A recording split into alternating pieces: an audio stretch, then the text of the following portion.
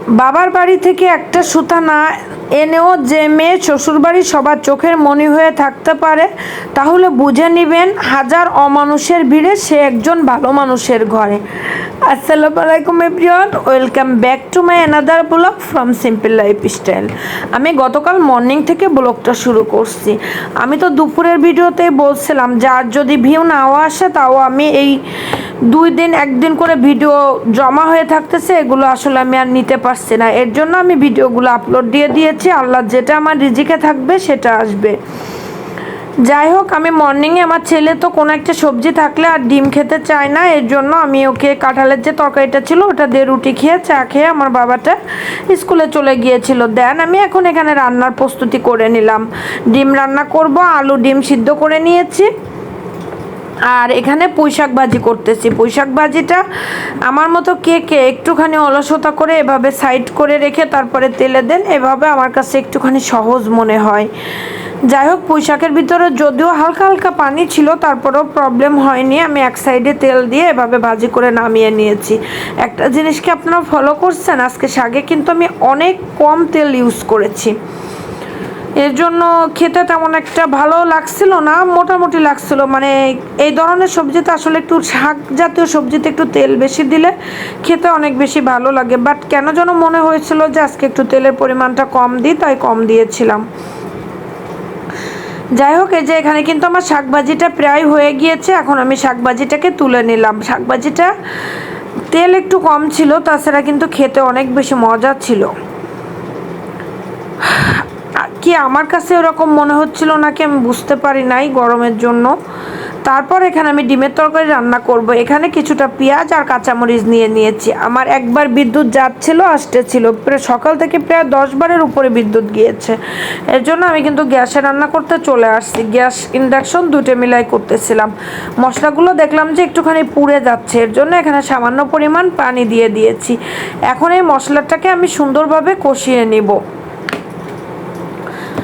যাই হোক, আজকে এই ভিডিওটা আপলোড দিলে আমি এরপর থেকে আমি রেগুলার ভিডিওটা আমি আপলোড করতে পারবো। রেগুলার তো দিতাম না, মনে করেন যে আজকের ভিডিও কালকে আপলোড দিতাম, এভাবে দিতে পারবো। এটা হচ্ছে গতকালকের ভিডিও, সেটা আজকে আপলোড দিয়ে দিয়েছে। আজকে তো আমার ডাবল ভিডিও আপলোড হয়েছে আর কি। তারপর এখানে ডিমটা আমি আজকে আর ভেজে নিই নাই, এভাবে সিদ্ধ করে ডিমটা রান্না করলে কিন্তু পুষ্টিগুণটা ভালো থাকে ভেজে নেওয়ার পরিবর্তে। তবে ভেজে নিলে একটু বাহিরের আবরণটা একটু শক্ত হয়, খেতে ভালো লাগে। তারপর হাত দিয়ে আলুগুলোকে একটুখানি আমি ভেঙে দিলাম। ভেঙে দেওয়ার পরে কিছুক্ষণ নাড়াচাড়া করে আমি এখানে কিছুটা পানি দিয়ে দিব, যেহেতু যে মশলাটা দিয়েছি মশলাটা ডিম আর আলুটা যেন ভালোভাবে কষানো হয়। এরপর এটাকে ঢাকা দিয়ে রেখে আমি অন্য একটা কাজে চলে গিয়েছিলাম। এদিকে ডিমের তরকারিটা ডিমের মতোই হচ্ছিল। তারপর আমার বাবাটা তো আম মাখা খেতে চেয়েছিল, আমি আম কাটতে চলে গিয়েছিলাম।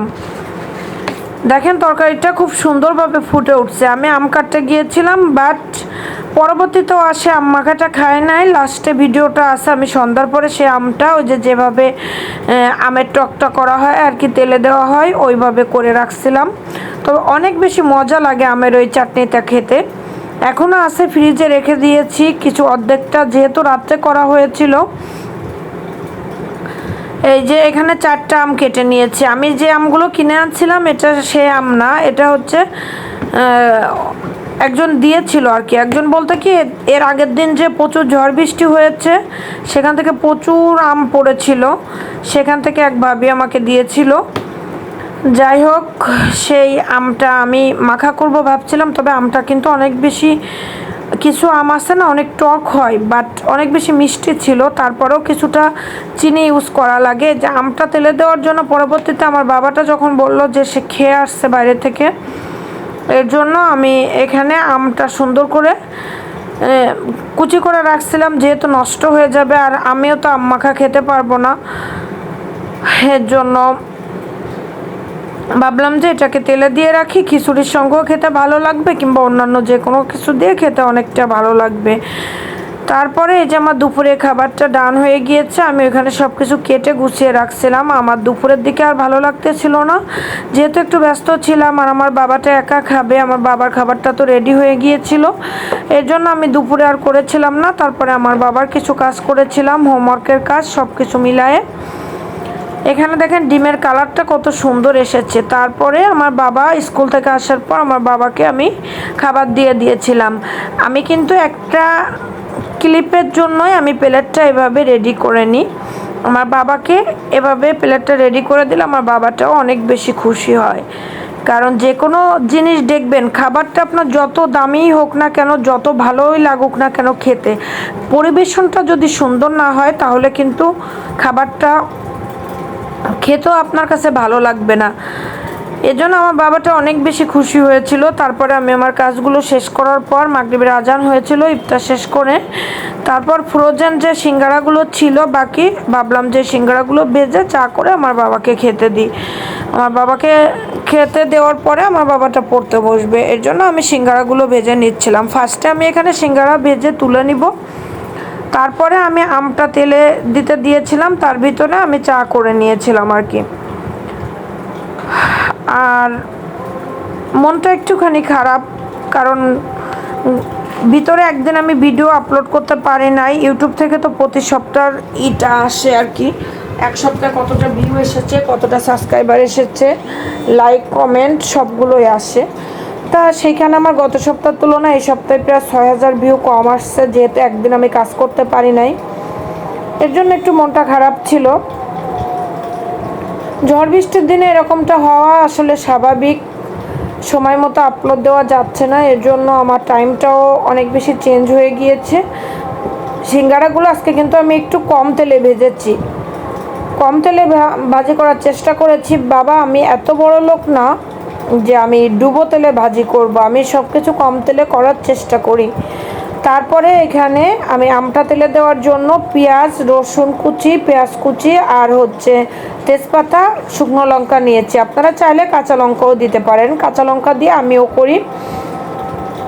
আর চিনি দিতে হবে, এখানে 2 টেবিল চামচ পরিমাণ চিনি দিতে হবে। চিনিটা দিলে হবে কি, মিষ্টির জন্য না, বাট স্বাদটা অনেক বেশি ভালো আসবে, স্বাদ ব্যালেন্স হবে। যে কোনো তরকারিতে কিন্তু সামান্য একটু পরিমাণ চিনি যদি ইউজ করা হয়, দেখবেন তরকারির কালারটা অনেক সুন্দর আসে। হোটেল রেস্টুরেন্টে যে চকচকা তরকারিগুলো, খাবারগুলো আপনারা দেখতে পান অস্বাস্থ্যকর, সেই খাবারগুলো আমরা কিন্তু আকৃষ্ট হই কালার দেখে আর পরিবেশনটা দেখে। এই খাবারগুলো কালারটা এত সুন্দর আসার একমাত্র রিজন হচ্ছে তারা চিনি ইউজ করে। যে কোনো মাছের তরকারি বলেন, যত ঝাল তরকারি হোক না কেন, তারা এই খাবারটাতে চিনি ইউজ করে, এটা তাদের গোপন একটা সিক্রেট একটা বিষয় থাকে। যাই হোক, এই যে আমার আমটা দেখেন রেডি হয়ে গিয়েছে। আমার তো এখন ভিডিওতে আমি যখন ভয়েস ওভার করছি তখন আমার খেতে ইচ্ছা করছে, বাট আমি সেটা ডিপ ফ্রিজে রেখে দিয়েছি অর্ধেকটা, যেদিন খিচুড়ি রান্না করব ওই দিন খাওয়া হবে। সপ্তাহে একদিন তো চেষ্টা করি একটু খিচুড়ি খাওয়ার জন্য। আল্লাহ হাফেজ, ভালো থাকবেন সবাই, সুস্থ থাকবেন, আমার আর আমার বাচ্চার জন্য দোয়া করবেন।